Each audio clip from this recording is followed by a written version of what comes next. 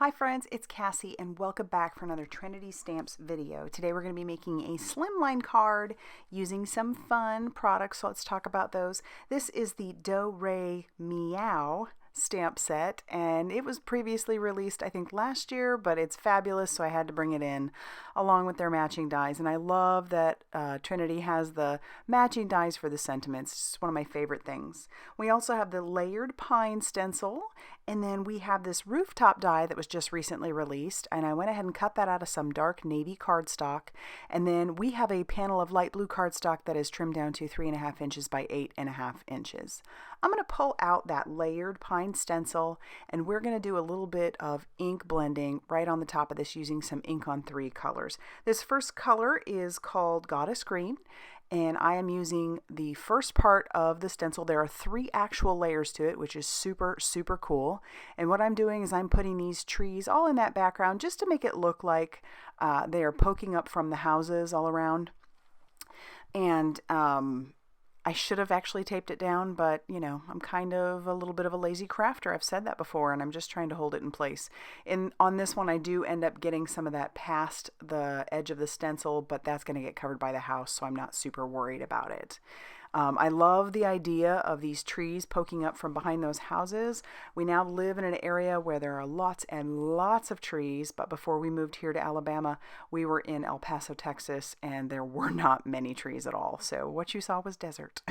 So it's fun anytime I get an opportunity to see trees and stamp trees, or in this case stencil them. So now I'm going to bring in another ink on 3 color. This is the Trinity Teal color. It's one of their new ones, and you might be thinking, why would you put teal over green? Well, just look at how these are going to layer on top of each other, and you're going to be like, oh yes, those go over the top of each other very beautifully.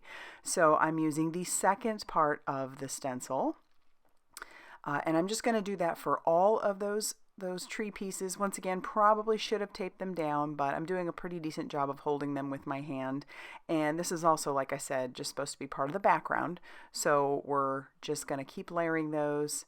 And they're not necessarily perfect, but it does look really cool. And I love how that Trinity Teal just layers up over the top of that Goddess Green just beautifully. I'm going to take what's left on my blender buddy of that Trinity Teal, and I'm going to blend that over that soft light blue cardstock. So I did want this to be a little bit more of a nighttime scene, but this is a fun way to start with some color without having to go too crazy with color. You know, I could have started with a white background, but just having that light blue cardstock made it that much easier to really build that color up. If I wanted this to look even more like a nighttime sky, I should have brought in like even darker blues. But I am just layering that Trinity Teal right on top of each other, and it is darkening and deepening as I go, and I end up being really happy with it. So super fun.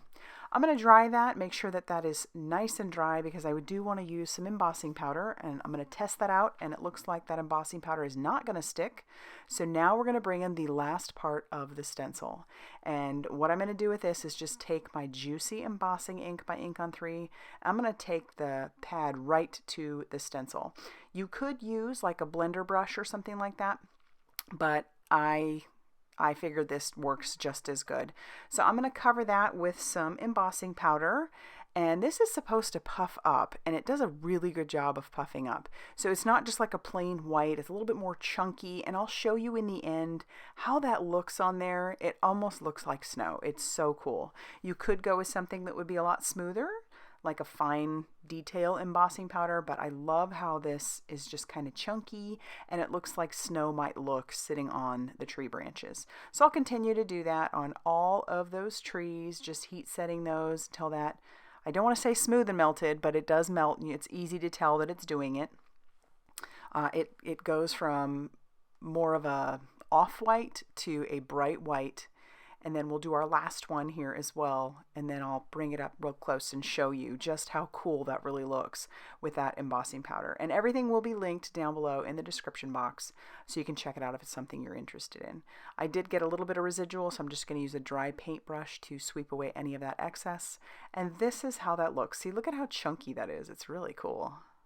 All right, I have to add some splatter like it's snowing, so I've brought in my Trinity palette, And I'm going to just bring in a little bit of water with a paintbrush, activate those paints, and then I am going to end up splattering that like silvery one all over that background. Oh, it's just gorgeous, adds so much shimmer. And then I'm going to go into the gold. I decided I just really wanted to have a little bit of that gold in there as well for a little bit of variation. So we'll splatter that gold all over that background, and then I'll have to show you how gorgeous that is up close as well, because it doesn't look like much right now. And in person, it's even better, but check it out. And then in the light, oh my goodness, I'm in love. I love it, love it, love it. All right, so we're going to set that off to the side to dry. For this stencil, I do want there to be some lights, so I'm just taking some Bee Sting Yellow from Ink on 3, blending that onto some white cardstock, and then I'm going to trim it down, use a little bit of liquid glue, and adhere that right to the back of my rooftop die. And then there'll just be like some little lights peeking through, so it's really nice. Cut off a couple more squares because there are 2 more windows, and then we'll put a little bit of liquid glue around that and stick those down. And I love that this die is one of those that can be used. I mean, it came out at Christmas time. Obviously, it's great for that, but you could use this all year round. This is just a great all-around die for whatever you might want to, whatever kind of card you might want to make. But yes, works beautifully for Christmas as well. So I'll put some liquid glue on the back of that, and then I'll stick that right down. And then we're going to go on to our stamping. I have some Express It blending card, and then I'm inking that up with some Blackout ink by Ink on 3, which is great for Copic coloring. And then I'll stamp all my images and my sentiments down, and then we'll move on to our coloring. I'll put all the colors up on the screen, and typically these cats, the way that they are designed, probably wouldn't be like the way I'm coloring them, but if you ever watch me at all, you know that Siamese are kind of a thing, so I have to color these Siamese. And so I'm just kind of ignoring the markings that they might have and using those colors up there. We have E81, and I went ahead and did my darkest, E87, and then I'm going to blend that out with my E84. So that is another way that you can blend with your Copics. You don't necessarily have to go from lightest to darkest. In that order, I went from lightest, darkest to mid-tone, and then back to the lightest. And we're going to do that for all 3 of our cats. You could color these all different ways. There are so many different kinds of cats, but I thought that this would be fun, like my little Max and my little Miles. So it's a funny story. In my office, I have one of those IKEA calyxes. It's the big, like a rectangle, and it has all these squares. I'm sure y'all know what I'm talking about. But they do make a little pet cubby, and it has a hole in it, but it's like their little bins, except it has a hole right in the front. So I do have one of those for my boys. And when they were really little, they slept in it all the time. Well, recently, they've been getting back in it. Even though they're big and they are really having to bunch themselves to get in it, it's so cute because they fill that little box. At first, I was thinking I was going to get rid of it because they weren't really using it, and they must have heard me, so now they're back in it all the time. It's really fun. So, they technically have 3 beds in my office. I mean, the dog's always in one, but the cats, they have their choices now. It's fun. All right, so even for our final cat, we're doing that exact same thing, blending out finally with our lightest color. And then we're going to bring in some Christmassy colors. I still need a few more Christmas cards. So, but for their ears and their nose and their mouth, I'm using R81. And then I'm going to bring in some green. We'll start with some G05. And then my next darkest color, which isn't that drastic, is actually the G09. So you could go even darker here, but I didn't go too crazy. And then we're going to move on to some reds. So I have R17 and R29. We'll start with the R17. We'll color their little tongues. And then the hat and the booties on the 1. And then we'll come in with that R29 just to add a little bit of shadowing and shading. These are a little bit smaller images. But you could do 3 color blends if you wanted to. I just chose not to. We'll blend that out just a little bit with our R17.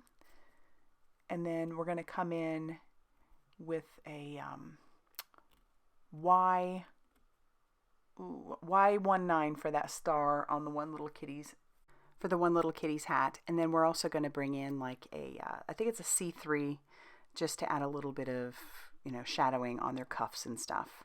And then we'll get ready to cut everything out with the matching dies, running that through my little die cutting machine. Even the sentiments, like I said, I love that Trinity Stamps has that.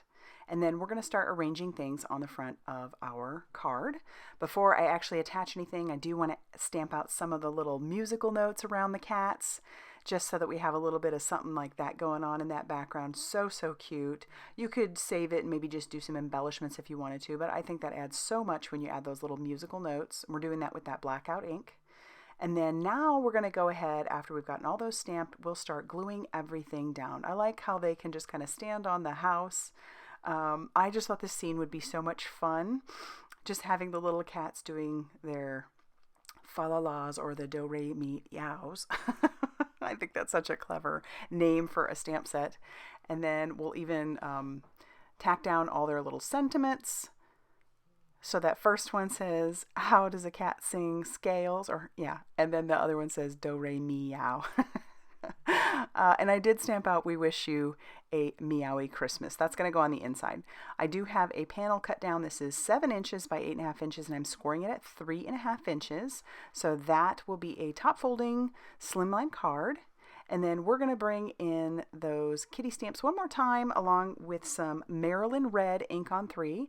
And we're going to stamp all 3 of them right in the center. I have to do something on the centers of my, or the insides of my cards. It's just who I am. Every once in a while I miss it, but most of the time I get it. And then we'll finally glue down our sentiment to the top of those cats.